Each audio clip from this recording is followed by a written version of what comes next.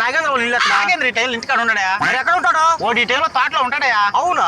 నాగేంద్రతో ఏం పని నీకు? 4 నెలల నుంచి ఫైనాన్స్ కట్టలేదురా. సరే వాళ్ళ తాటలకు దారెట్ట. ఆ లాస్ట్ కి వెళ్ళి అటు రైట్ తీసుకోనా? ఒరే మావా, నీ కోసం ఫైనాన్స్ వాడు వస్తా ఉన్నాడు, జాగ్రత్త.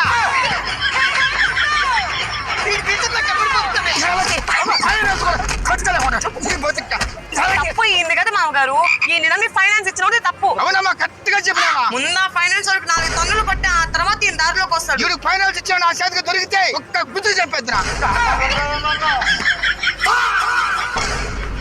వదిలేనా ఫైనాన్స్ వాడు వెళ్ళిపోయాడా? మా నాయన రూపాయి యాక్షన్ చేయమంటే 2 రూపాయలు యాక్షన్ చేస్తాడు నాయన.